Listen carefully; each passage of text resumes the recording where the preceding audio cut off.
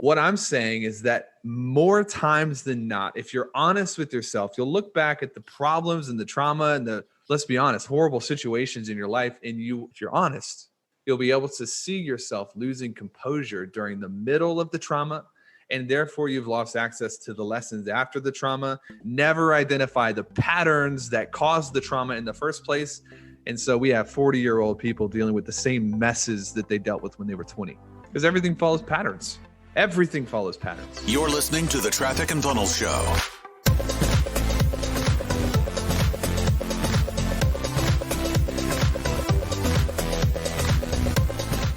Today, I got to tell you guys a story. Tea time with Taylor.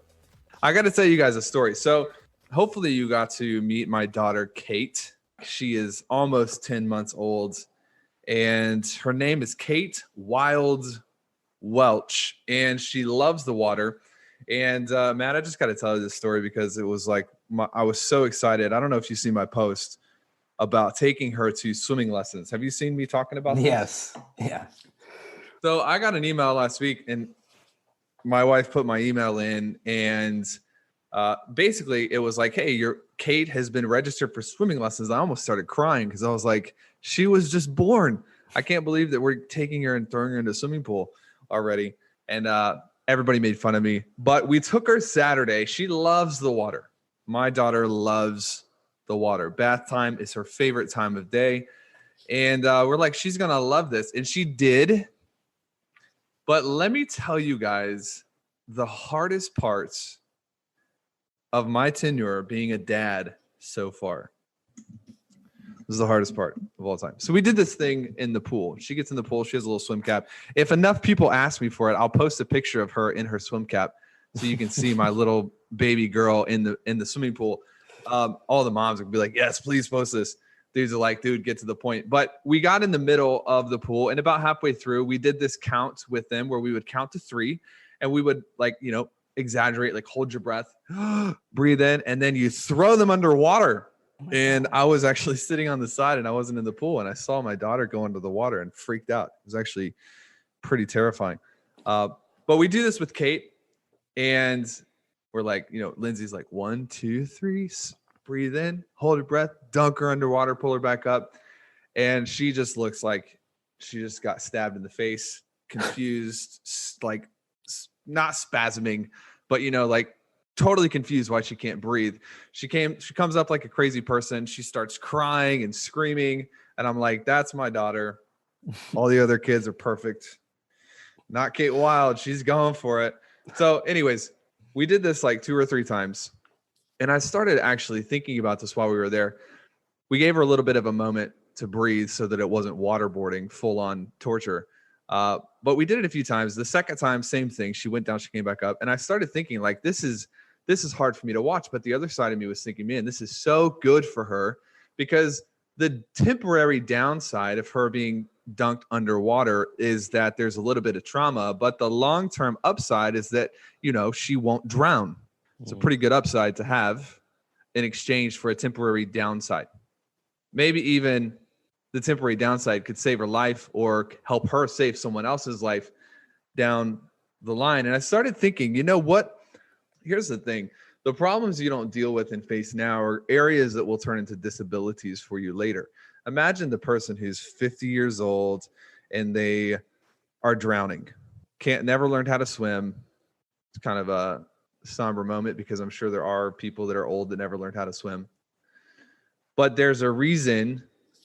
There's a person here in Nashville actually who lost a child because of the child fell into a pool and drowned. And she has created a school for children to go and learn how to swim. And she's trained thousands and thousands of children out of a place of pain personally that she's been able to help bring education to people later. If you really think about it, we're talking about like 3 seconds underwater. It's funny to me. I was just having this moment while my wife was trying to drown our child on the side of the pool, like thinking to myself, it's crazy. Isn't it funny how problems and traumatic experience, this is like 3 seconds. Kate's going underwater, 2 seconds, maybe a second and a half. But isn't it funny that Kate felt like it was this forever moment? The reason that she wasn't able to figure it out is because she wasn't able to learn timing. She's a 10-month-old baby, her little brain, she can't figure it out. And I want to talk to you today about how to deal with trauma in your life and in your business. Because in much the same way as Kate going underwater for 2 seconds, not realizing that it's a temporary trauma, a temporary setback, we sometimes go through life's traumatic experiences and we seem to think that they're going to go on forever. We lose perspective, we lose objectivity, because what we look at back in hindsight, it's like, well, that was not a long season and we're in the middle of it. We feel like it's going to last forever. And so I want to break down to you a couple points from this story. And the title is You're Not Going to Drown. It's not going to happen. Here's the thing you got to think about when it comes to life's setbacks. Everything in your life is temporary. Let's just break it down for a minute. Name something in your life, and I'm not talking about your moral commitments or philosophy or things like that. Name something in your life that is permanent. At a certain point, everything is going to end. Everything in your life is temporary. Looking back, the seasons that you go through that are difficult, learning's not forever. Come on, guys. Why do you guys think you're going to live forever? Something's wrong with what school you went to. If we figured out a way to live forever and no one's told me, I'm going to be really unhappy. Here's the thing. I want to propose to you today that everything in your life, everything that you have now is temporary. Everything you're going through now is temporary. And sometimes we can get into these philosophical debates like, well, my spirit will last forever, or, legacy will last forever. But at the end of the day, what you need to understand is that humans have evolved with a certain outlook on life. Humans have evolved through years and years and years and years and years. And we have developed heuristics and we have developed ways of thinking about the world around us. And one of the most fascinating topics in psychology is this idea of permanence. And I've talked about this before, about how it's an evolutionary trick of the brain to create this idea of permanence in our problems, in our setbacks, and in our personal failures. But when you look back on the seasons that seem to go on and on and on and on and on and on forever, were they temporary? How long did they last? Sometimes we'll go into our sales meetings and I'll ask a question and literally people will find the one philosophic area that defies the answer to the question. They're so philosophic and they're so in the clouds that they can't remember how to put their pants on. Like, let's get out of this. Like, there's a weird philosophical headspace that people get into where they just ponder the meaning of life, but they don't actually do anything. And so when it comes to today and when it comes to what you're actually doing, what you're pushing forward, I think it's really important to have an empowering worldview. Somebody say it with me, empowering worldview. There are things that could be true to the letter of it, but are not empowering in the spirit of it. And therefore they are worth discarding. Back to the point, everything in your life is temporary. You look back at the seasons and the difficulties and the problems, 99% of the time, we inflate and insert permanence into something that really, if you look at the grand scheme of things, it is a 3-second dunk underwater. We can't recognize it as something temporary. And so the problem is, and I'm going to come into the end, is we lose our composure and we begin to thrash around. We begin to lose our control over ourselves from a situation that in reality is not long and it's not that bad. If we really think about it, you've come into this group and you've come into this place because you've decided that you want more. You've decided that your family deserves more. You've decided not only do you want more, but you have the ability with the right perspective, with the right knowledge, with the right environment, you have the ability to reach out and take it. And so there's this pattern of beliefs that are stacking up. And you come into a place like this, and if you're like me in all of my past experiences, if you're like Matt, if you're like all of the clients that come in and go through this with you, more than likely what you have found is that you make a decision to level up and you begin to experience trauma, setback, pushback, resistance, turbulence, problems. Sometimes it'll go even as far as betrayals from the people that you love, all because you made a decision to level up into a new place. And it's not always the time during the trauma that kills you. Oftentimes, it's the time after the trauma, Because here's another example. Kate comes up. She has no composure. She's confused, crying, kicking, and screaming. She's in the safety of mom. The safety's over, or the safety's there. The trauma's over, right? Everything's good. She's not drowning.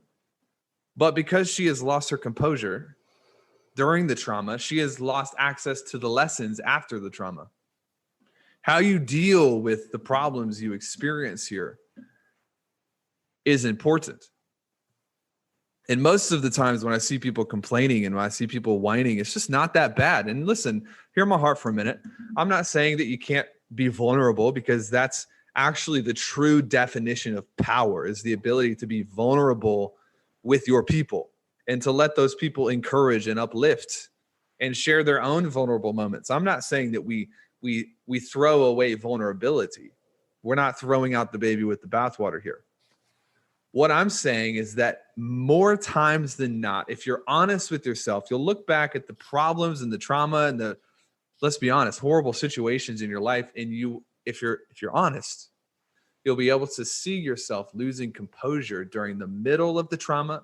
And therefore you've lost access to the lessons after the trauma. And therefore you never identify the patterns that caused the trauma in the first place. And so we have 40-year-old people dealing with the same messes that they dealt with when they were 20, because everything follows patterns. Everything follows patterns. Are there things in my life that happened to me that I did not cause? Well, yeah, I'm sure we could split hairs and we could pull out the microscope and we could find that. But far more often, the case is my doing allows the same problems to repeat themselves in different areas of my life, in different seasons of my life. There's always somebody who's like, well, what about people who were born in a tent in Africa? Well, they're not listening to this. And so that's not who I'm talking to. But I'll give you the point that, yes, there are bad things that happen to good people, but far more often, you realize we live in the safest, most abundant, most prosperous, most intelligent, most energetic generation in the history of the world. Today, I can assure you that more often than not, it is our own lack of processing power that allows the same traumatic events to happen over and over and over and over again. And if you learn the things that I'm teaching you, if you actually can stay composed in the middle of trauma and you get through the end of it and you begin to harvest lessons, probably one of the first lessons you'll come up with was, man, the people around me, did they empower me? Yeah, they empowered me. They empowered me to be less than what I should have been. They empowered me to be weak. They empowered me to be less than. And I noticed probably around 2011, 2012, I started developing the ability to stay calm in the midst of problems. And what was fascinating is I began to lose relationships that I had had for a really long time because I was able to stay calm and because I wanted to be positive, because I wanted to look at the best. And it only takes one comment. It only takes one moment where you're like, this is what I want in life. And somebody looks at you a little bit odd, like, why would you say that?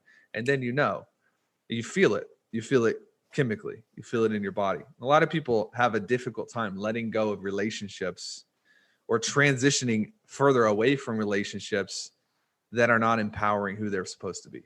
So take you back just to the kind of the roots. First and foremost, it really helps a lot for you to understand that whatever pain you're going through, whatever problems you're experiencing, whatever difficulty or setback that is creeping up in your life, you got to remember that it's temporary. You're going to look back at the end of your life when your kids are old and you are passing the baton.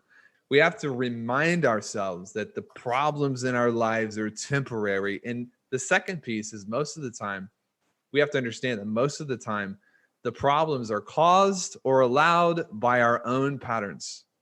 And you lose the ability to identify that when you have lost your composure, when you have lost your ability to think, when you have that victim mentality and that victim mentality gets in you and you allow it to stay, you lose your ability to self-assess and to self-identify, because most of the things in your life that you do not like, sorry, but you probably caused them or you're definitely allowing them. And that's not an easy pill to swallow, but it is the truth.